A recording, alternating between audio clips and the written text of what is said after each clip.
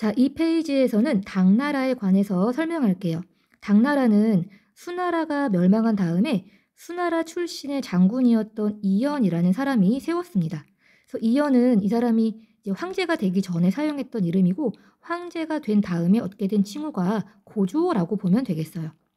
그리고 이 당시에 당나라의 수도가 어디였냐면 장안이라는 도시였대요. 여러분, 장안의 화재 이런 말 들어봤죠? 그때 그 장안이 여기서 나온 말이에요. 그래서 이 당시에 7세기, 8세기 이 무렵에 장안이 전 세계적으로 봤을 때 가장 규모가 크고 가장 번화하고 국제적이었던 도시였기 때문에 꼭 기억해 줄 필요가 있습니다. 자, 그리고 당나라는 이연의 뒤를 이은 이세민, 이 사람이 당나라 태종인데 이 태종은 내부적으로는 제도를 정비하고 외부적으로는 영토를 넓히는 대외 팽창을 통해서 당나라의 태평성대를 이끌었어요. 그래서 이 태종이 통치했던 기간을 정관의 치라고 불렀습니다. 정관의 치할 때 정관은 당나라 태종이 사용했던 연호예요. 여러분 연호 들어봤죠? 우리 1학년 때 한국사 시간에 대한제국을 배우면서 대한제국이 사용했던 연호가 광무라고 하면서 선생님이 연호의 뜻을 설명한 적이 있어요. 그래서 특정 황제가 통치했던 기간을 부르는 명칭이 연호였죠. 그래서 태종이 사용한 연호가 정관이었고 이때 정관 시기 때의 통치를 정관의 치라고 불렀다는 것. 그래서 특히 태종은 당시 그 만리장성 너머에서 활동하고 있던 유목민족이 돌궐족이었는데 돌궐족을 복속시켰어요. 그래서 유목민들 사이에서도 태종의 명성이 알려진 거예요. 그래서 이 당시에 중국과 유목민의 왕이다 라고 해서 태종을 천가한이라고 불렀는데 천가한이라는 말은 돌궐족이 사용했던 말이고 돌궐 언어로 이게 무슨 뜻이었냐면 하늘이 내린 지배자란 뜻이었대요. 그래서 태종의 별명이 천가한이었다는 것. 그리고 당나라는 태종의 뒤를 이은 고종 시기 때 더 발달하게 돼요. 그래서 고종 시기 때에는 한반도에까지 세력을 넓히는데 이때 한반도에 있던 신라와 손잡고 백제와 고구려를 멸망시켰다는 것. 여러분 나당 연합군 들어봤죠? 신라가 삼국통일할 때 당나라와 손잡고 백제와 고구려를 무너뜨렸다는 것. 자, 이런 식으로 이 당나라 때 이렇게 팽창 정책을 통해서 영토가 굉장히 넓어지게 됩니다. 당나라는 이 넓은 지역을 통치하기 위해서 기미 정책이라는 걸 실시했어요.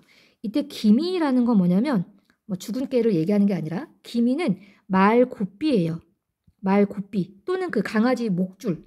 그러니까 이 새롭게 차지한 정복한 지역을 통치하기 위해서 곶비 정책. 그러니까 곶비가 허용하는 범위 내에서는 자치적으로 할 수 있지만 그렇다고 완전 자유롭게는 못하는 거예요.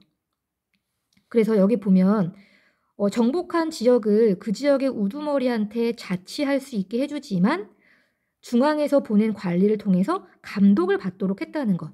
그러니까 곶비가 허용하는 범위 내에서만 자유를 누릴 수 있게 했던 그러한 간접 지배 방식입니다. 자, 그 다음에 이 당나라 시기 때 선생님이 아까 당나라가 엄청 국제적인 나라였다고 했는데 이 당나라 시기 때 동아시아 지역의 국제 질서가 당나라를 중심으로 재편됐어요. 그래서 주변 국가와 당나라가 맺고 있던 관계를 책봉조곤 관계라고 불렀습니다. 책봉이라는 건 당나라가 주변 국가를 승인해주고 주변 국가는 책봉받은 또는 승인받은 대가로 당나라한테 뭔가 금은 보석 이런 귀중품을 바치는 거, 조공을 바치는 거 이런 관계를 책봉 조공 체제라고 불렀어요. 그래서 동아시아 질서가 당나라를 중심으로 재편되었다라는 게 핵심입니다. 자, 한편 이때 당나라 때 이제 수나라 때의 제도가 대부분 계승이 돼요.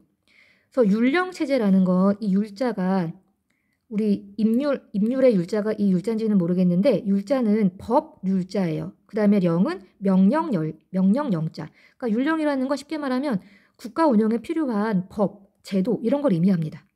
그래서 우리 삼성육부 이거는 수나라 때 처음 시행된 건데 삼성육부 제도를 계승하고 그 다음에 지방의 주현제도 그대로 계승을 했어요. 그 다음에 수나라 때 시행됐던 균전제도 그대로 계승합니다. 균전제 뭐라고 했냐면 국가가 농민에게 토지를 균등히 나누어 주었던 것. 그리고 국가는 토지를 백성에게 지급한 대신에 백성은 뭘 해야 한다? 국가에 세금을 내야 한다.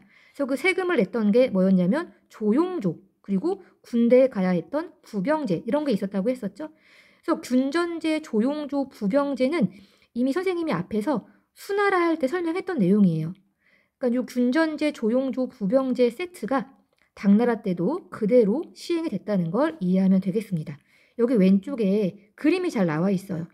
당나라 조정이, 즉 정부가 농민에게 균전이라고 하는 토지를 지급했고, 그에 대한 대가로 농민은 군대에 가거나 아니면 조용조라고 해서 토지세, 노동력, 특산물을 세금으로 내야 했다는 것. 쉽게 말하면 토지 받았으면 세금 내. 이러한 정책이라고 보면 되겠습니다.